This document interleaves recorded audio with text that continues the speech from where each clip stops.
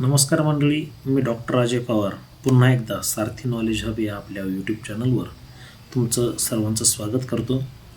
मित्रांनो, अगदी 2-3 दिवसापूर्वी प्राध्यापक भरतीचा एक GR आला आणि गेल्या अनेक दिवसांपासून जे विद्यार्थी, जे पात्रताधारक या प्राध्यापक भरतीची वाट पाहत होते, त्यांच्या आशा कुठेतरी पल्लवित झालेल्या दिसत आहेत.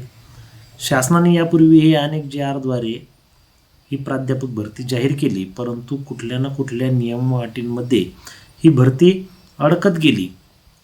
तर त्याला एक पर्याय म्हणून आता शासनाने पुन्हा एक नवीन GR लागू केलेला आहे आणि त्या GRमध्ये नेमकी प्राध्यापक भरतीची पद्धती कशी असणार आहे, गुणपद्धती कशी असणार आहे याविषयीची माहिती त्या शासन निर्णयामध्ये दिलेली आहे. तर आजचा हा जो व्हिडिओ आहे या माध्यमातून आपण या प्राध्यापक भरतीसाठी गुणपद्धती कशी असणार आहे हे आपण थोडक्यात जाणून घेणार आहोत. तर मित्रांनो, व्हिडिओ शेवटपर्यंत बघा, कारण हा अतिशय माहितीपूर्ण व्हिडिओ आहे जो की तुम्हाला ही गुणपद्धती समजून घेण्यासाठी अतिशय उपयुक्त ठरणार आहे. तर बघूया आपण या पदभरतीची गुणपद्धती कशी आहे.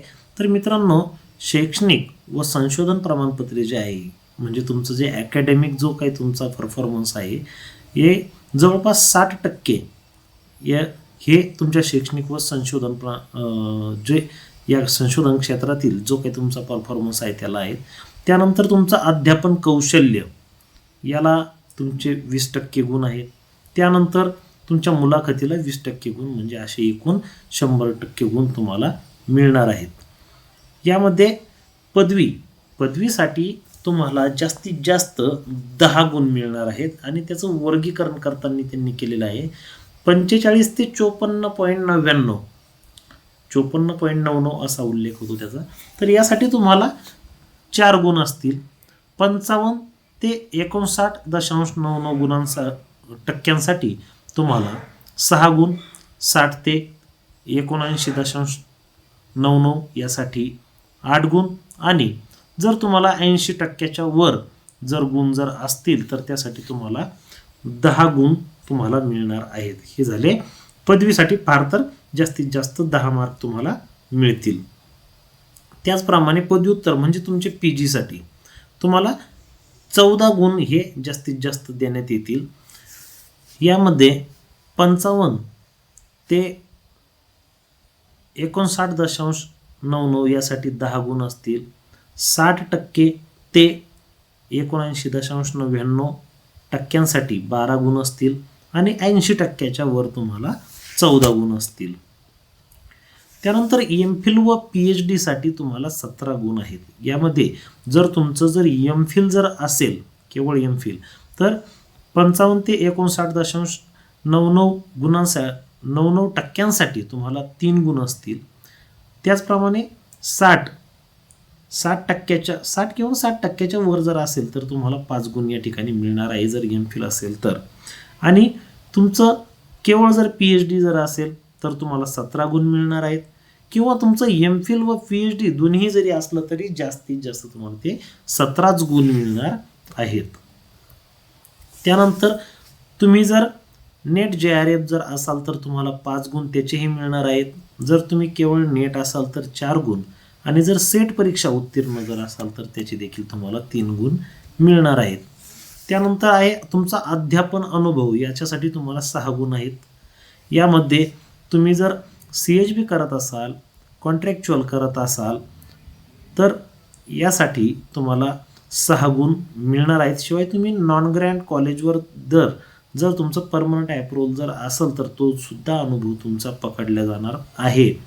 शिवाय तुमचं जे पोस्ट डॉक्टरेट जर तुम्ही जर असाल तर पोस्ट डॉक्टरेट जितक्या वर्षांचा असेल तर प्रतिवर्ष 1 गुण.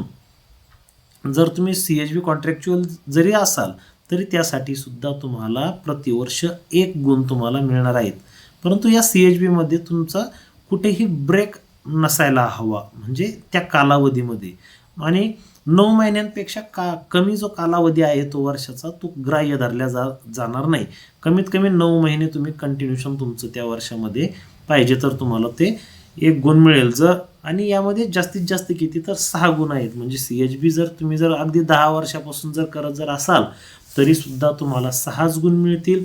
जर तुम्ही 6 वर्षापासून करत असाल तर तुम्हाला 6च गुण मिळतील आणि जर 5 वर्षापासून करत असाल तर तुम्हाला त्याचे 5 गुण मिळतील. यासोबतच तुमच्या प्रकाशन आणि पुरस्कारांसाठी 8 गुण आहेत. याच्यामध्ये तुमचा जो शोध निबंध आहे, रिसर्च पेपर, याच्यासाठी तुम्हाला प्रति एक रिसर्च पेपरला 1 गुण देण्यात येईल. जर यामध्ये जर तुमचे जास्त ऑथर जर असतील तर त्यामध्ये प्रथम शोधकर्त्याला तुम्हाला जो फर्स्ट ऑथर आहे त्याला 60% गुण आणि इतर जे आहेत सेकंड थर्ड ऑथर त्यांना मात्र 40% गुण त्याचे मिळणार आहेत. त्यानंतर तुमचं जे ISBN बुक जे आहे त्याच्यासाठी जर तुम्ही मेन ऑथर जर असाल तर तुम्हाला तिथं 2 गुण त्याचे देखील मिळणार आहेत. याशिवाय जर संपादकीय असेल, चॅप्टर इन एडिटेड व्हॉल्यूम असेल किंवा भाषांतरित जर बुक जर असेल तर याच्यासाठी तुम्हाला 1 गुण प्रति पुस्तक याप्रमाणे तुम्हाला मिळणार आहे. शिवाय IPR, आता या IPR मध्ये काय तर पेटंट, कॉपीराईट, ट्रेडमार्क आणि डिझाईन्स तेही तुम्हाला ग्रँट झालेलं पाहिजे किंवा अवॉर्ड झालेलं पाहिजे. ते पेटंट असेल, कॉपीराईट असेल, ट्रेडमार्क असेल किंवा डिझाईन असेल तर हे प्रति IPR तुम्हाला 2 मार्क त्याचे देखील मिळणार आहेत. परंतु हे शोध निबंध असतील, ISBN बुक असेल किंवा IPR असेल, या तिन्ही गोष्टी मिळून तुम्हाला जास्तीत जास्त तुम्हाला 6च गुण घेता येतील. शिवाय आता यात हे प्रकाशनामधले इतर 2 गुण कशासाठी, तर जर तुम्हाला राष्ट्रीय किंवा आंतरराष्ट्रीय संघटना किंवा भारत सरकार यांच्या ज्या बॉडी आहेत त्यांच्या मार्फत जर तुम्हाला पुरस्कार मिळालेला असेल तर त्याचे तुम्हाला 2 गुण मिळणार आहेत. आणि जर राज्य सरकारमार्फत पुरस्कार मिळालेला असेल तर त्याचा 1 गुण मिळणार आहे. परंतु जर तुम्हाला राष्ट्रीय आणि राज्य सरकार यांच्यात दोन्हीतर्फे पुरस्कार मिळालेला असला तरी तुम्हाला जास्तीत जास्त त्याचे 2च गुण म्हणजे हे 6 आणि 2 असे 8 गुण तुम्हाला मिळणार आहेत. तर मित्रांनो, या पद्धतीने तुमची ही गुण पद्धती असणार आहे. त्यानुसार आपल्याला किती मार्क पडतात हे देखील तुम्ही पडताळून बघा. ही प्राध्यापक भरती जी आहे ही 60-40च्या फॉर्म्युल्यावर आहे. परंतु हे सर्व करत असताना UGCचा नियम मात्र 50-50चा नियम सांगतो.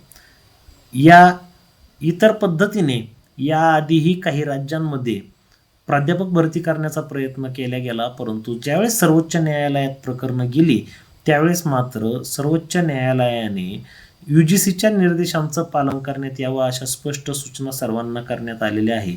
त्यामुळे हा JR कितपत या प्राध्यापक भरतीसाठी लागू पडतो कितपत नाही आता हा येणारा काळ सांगेल. परंतु सद्यस्थितीत तरी विद्यार्थ्यांनी तयारीला लागायला हरकत नाही. त्यासाठी सर्वांना तुम्हाला खूप खूप शुभेच्छा. सारथी नॉलेज हबवर असंच प्रेम करत राहा. अशीच नवनवीन माहिती घेऊन तुमच्या सोबत आम्ही या ठिकाणी येत राहू.